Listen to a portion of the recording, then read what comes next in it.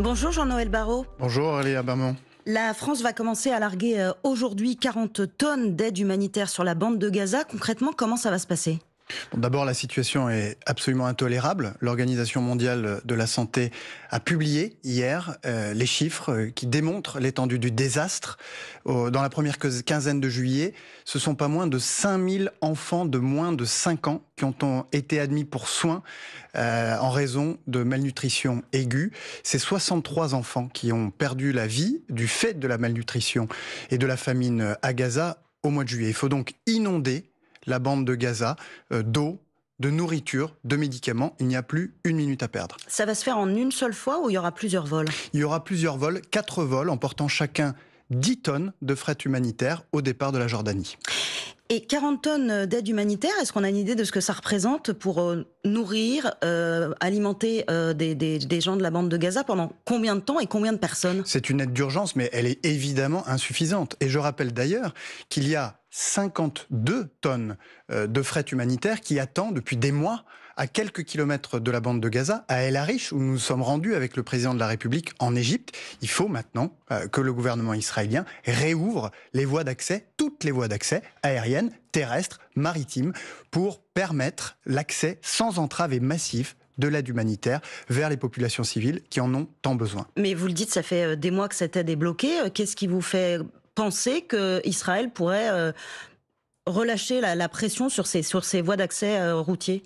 Bien, tout simplement parce que il y a quelques jours déjà, le gouvernement israélien a consenti à réouvrir partiellement l'accès de l'aide humanitaire et que la pression s'accroît.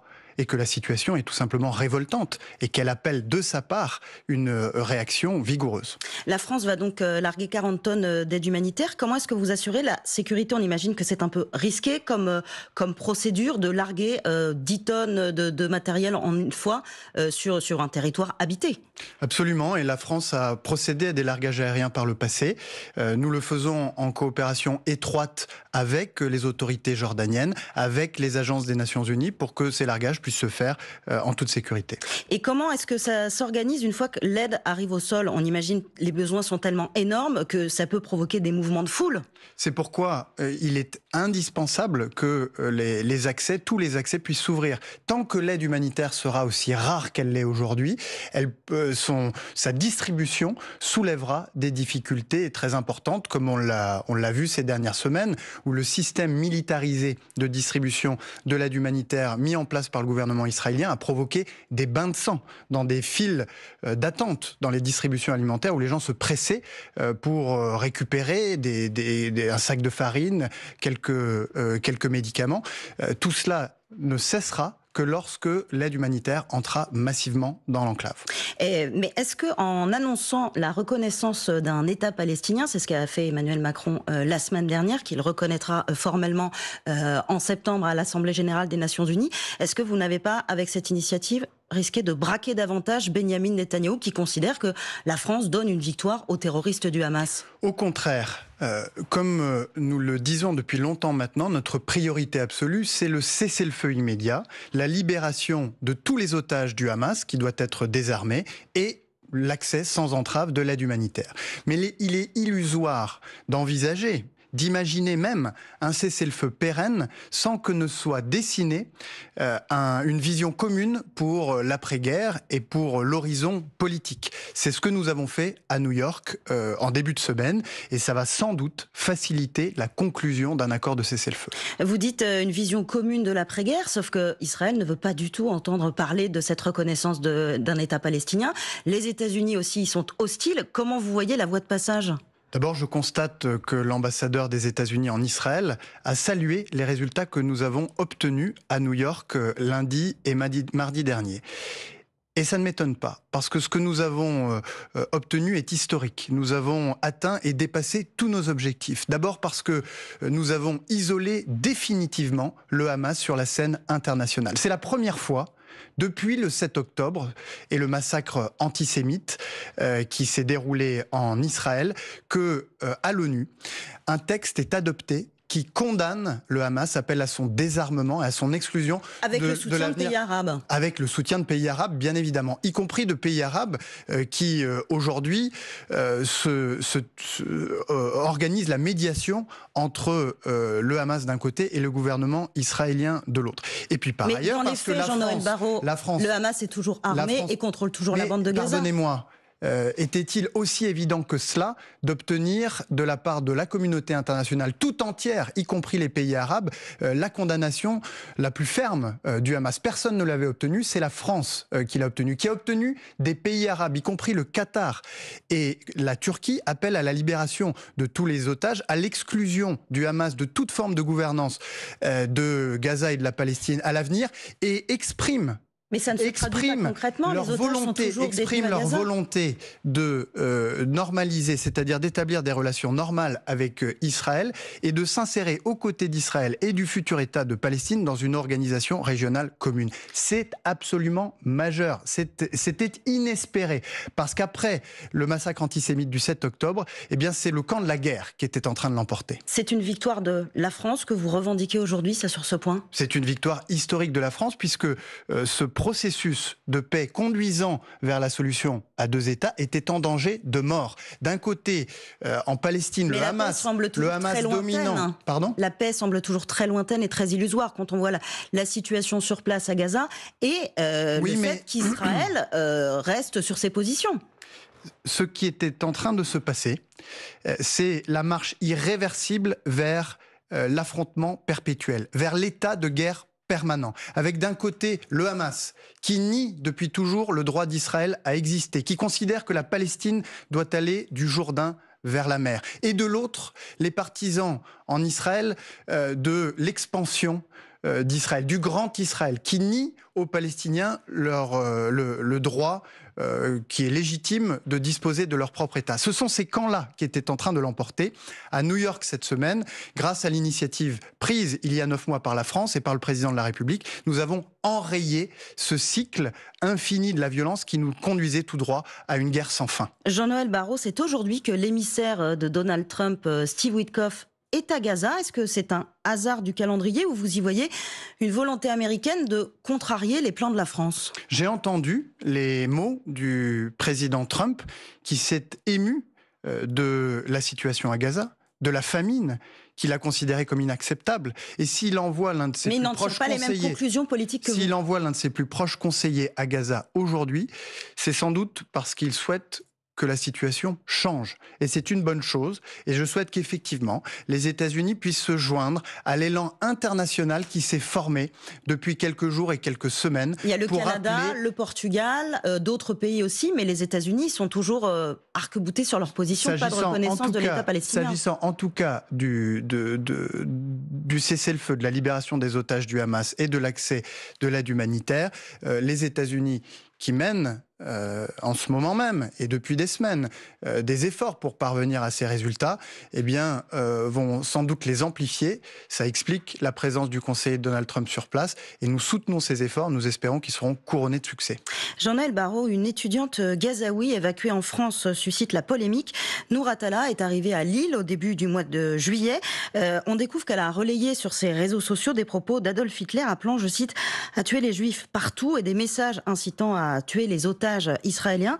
Le parquet de Lille a ouvert une enquête pour apologie du terrorisme. Comment elle a pu se retrouver en France? Cette jeune femme n'a pas sa place à Sciences Po. Elle a d'ailleurs été désinscrite. Elle n'a pas sa place en France. Elle doit quitter le territoire national. Quitter le territoire national, mais pour aller où? Vous n'allez pas l'expulser à Gaza? Elle doit quitter le territoire national. Elle n'a pas sa place en France. Mais très concrètement, Jean-Noël Barrot, on ne peut pas expulser quelqu'un dans une zone de guerre. Elle doit quitter la France et ça fait partie des discussions qui sont en cours. De toute évidence, les contrôles sécuritaires qui ont été menés par les services de l'État compétents, ainsi que par les autorités israéliennes, n'ont pas permis de détecter ces propos antisémites et inacceptables. Attendez, Jean-Noël Barrot, ça veut dire que des internautes sont plus efficaces que des services de l'État? Parce qu'eux, ils les ont trouvés très rapidement. Et les autorités israéliennes, vous m'avez bien entendu. Les autorités israéliennes, mais les autorités françaises aussi ont accepté qu'elles puissent venir en France. Ça n'est pas acceptable en tout cas. Et avec le ministère de l'Intérieur, nous avons diligenté une enquête interne pour faire toute la lumière sur cette affaire. Vous pensez que vous aurez des résultats quand pour savoir qu'est-ce qui a péché ou qui peut-être? Au plus vite. Et en attendant, aucune opération de ce type, aucune évacuation d'aucune sorte ne se tiendra tant que nous n'aurons pas tiré les conséquences de cette enquête. Ça veut dire qu'aujourd'hui, vous nous dites qu'on ne fera venir en France personne de Gaza tant qu'on ne saura pas ce qui s'est passé, ce qui a péché dans le criblage du profil de cette jeune étudiante. Je vous l'ai dit clairement, aucune opération de ce type, d'aucune sorte, ne se tiendra tant que nous n'aurons pas tiré les conséquences de cette affaire. Il y a d'autres personnes qui sont arrivées en France selon la même procédure qu'elle. Est-ce que vous allez aussi regarder le profil des gens qui sont déjà arrivés en France de Gaza? Évidemment. Tous les profils qui sont entrés en France vont faire l'objet d'une nouvelle vérification après les failles dans le criblage sécuritaire. Le service de l'État, autorité israélienne, qu'ont conduit cette jeune femme qui n'a pas sa place en France à se trouver sur le territoire national. Est-ce qu'il y aurait éventuellement des sanctions contre les personnes qui auraient failli à leur mission? François Bayrou dit hier qu'il doit y avoir sanctions quand il y a des manquements. On va aller au terme de cette enquête pour en tirer toutes les leçons et toutes les conséquences. Jean-Noël Barrot, Boualem Ben Saïd, un des auteurs des attentats de 95 en France, est libérable aujourd'hui à condition d'être expulsé vers l'Algérie. Mais est-ce qu'Alger va l'accepter? Je souhaite vivement. C'est une obligation qui incombe aux autorités algériennes au terme des règles qui régissent notre relation. Sauf que ça fait des mois qu'Alger n'accepte plus personne de la liste des personnes que la France veut expulser vers l'Algérie. Dans ce cas particulier, je crois que l'Algérie montrerait son sens des responsabilités en reprenant son ressortissant. Est-ce que vous pensez qu'il y a une amélioration dans la relation entre l'Algérie et la France ces dernières semaines qui pourrait aboutir à la reprise de Boualem Ben Saïd? Ce n'est pas ce que je constate. Depuis qu'il y a quelques mois, les autorités algériennes ont pris la décision très brutale d'expulser 12 agents français en poste en Algérie. Nos relations sont au point mort. Est-ce que c'est à cause du ministre de l'Intérieur, Bruno Retailleau, qui ne cesse de vouloir faire de la surenchère avec Alger? Je vous l'ai dit, ce sont les autorités algériennes qui, en prenant ces décisions brutales, ont gelé l'état de nos relations, ce qui n'est ni dans l'intérêt du peuple algérien, ni dans l'intérêt de la France. Mais ils répondent au fait que Bruno Retailleau veut aussi augmenter les sanctions. Il y a quelques jours, il a décidé de restreindre les conditions de circulation pour des diplomates algériens. Nous n'avons pas de tabou s'agissant des mesures restrictives prises à l'encontre des autorités algériennes lorsque les intérêts français sont en jeu. La seule chose, c'est qu'il convient de s'assurer que nous sommes en capacité de maîtriser les conséquences pour la sécurité des Français d'une escalade avec l'Algérie. Et donc vous ne souhaitez pas d'escalade avec l'Algérie. On se retrouve dans un instant, Jean-Noël Barrot. Il est 8h46, bientôt c'est l'heure du Fil Info avec Héloïse Roger. Une semaine supplémentaire avant l'entrée en vigueur jeudi prochain des droits de douane américains. Donald Trump a signé le décret hier. 80 pays sont concernés. L'Union européenne, après un accord trouvé avec Washington, sera taxée à 15%. La Suisse, taxée elle à 39%, dit vouloir continuer à négocier avec l'administration américaine. L'envoyé spécial des États-Unis pour le Moyen-Orient, Steve Witkoff, attendu à Gaza aujourd'hui. Il doit se rendre dans des centres de distribution d'aide alimentaire. Dans l'enclave palestinienne, plusieurs pays continuent de larguer des vivres. La France commence aujourd'hui. 4 avions sont prévus, contenant chacun 10 tonnes d'aide. 28 morts, dont 3 enfants. Le bilan revu à la hausse après les tirs russes à Kiev hier. Volodymyr Zelensky dénonce un nouveau spectacle meurtrier infligé par Moscou. Il y a ceux qui partent et ceux qui reviennent. Début du grand chassé-croisé sur les routes de France. Aujourd'hui, tout le nord-ouest et l'Auvergne-Rhône-Alpes sont classés rouges dans le sens des départs. Demain, ce sera noir dans tout l'Hexagone. Et puis 3 nouvelles chances de médailles françaises au championnat du monde de natation à Singapour à partir de 13h. On suit le 100 mètres nage libre avec Beryl Gastaldello, le 200 mètres d'eau avec Johan Endoy-Brouard et le relais 4x200 mètres nage libre. France Info. Le 8-30 France Info, Aurélie Herbemont. Nous sommes toujours avec Jean-Noël Barrot, le ministre de l'Europe et des Affaires étrangères. Jean-Noël Barrot, depuis dimanche, l'accord commercial entre les États-Unis et l'Union européenne ne cesse de susciter des critiques en France, car trop déséquilibré, avec la taxe de 15% sur les produits européens qui arriveront aux États-Unis. Nous n'en resterons pas là, dit Emmanuel Macron. Mais concrètement, qu'est-ce qui peut avancer ? En effet, c'est une étape. Et il faut regarder ce qui s'est passé. C'était une discussion très difficile, conduite par la Commission européenne. Et vis-à-vis de la Commission européenne, nous avons été très fermes. Nous avons sans doute été les plus fermes, mais nous avons exprimé très clairement. Nous avons exprimé très clairement nos lignes rouges qui ont été respectées. Préservation de certains de nos intérêts économiques et commerciaux essentiels, et en particulier l'aéronautique qui est à zéro. Mais pas Zéro concession sur les filières agricoles sensibles, zéro concession sur nos normes, sur nos règles sanitaires et numériques. Les vins et spiritueux, Jean-Noël Barrot, seront soumis à cette taxe de 15%. C'est une étape et nous n'allons pas nous arrêter là. Le président de la République l'a dit, nous voulons obtenir des concessions nouvelles, des garanties sur les vins et les spiritueux. Vous pensez que Donald Trump est prêt ?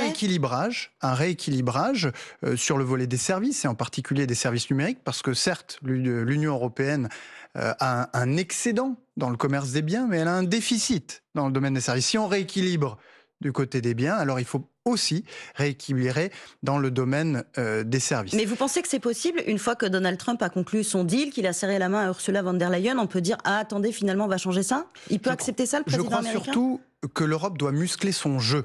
Et que si l'Europe avait été plus forte, si elle avait été crainte par Donald Trump et les négociateurs américains, alors nous aurions sans doute pu obtenir des résultats meilleurs. Et c'est pourquoi il nous faut nous renforcer dans tous les domaines. On a commencé à le faire sur le plan militaire, il faut le faire sur le plan économique, avec de l'investissement, avec de la simplification, avec une politique commerciale, je dirais, plus réaliste, plus pragmatique. Tout cela nous permettra, dans les temps qui viennent, d'éviter que de mauvais accords puissent nous être imposés. À partir de quand, d'ailleurs, précisément, cette taxe de 15% va s'appliquer sur les produits européens ?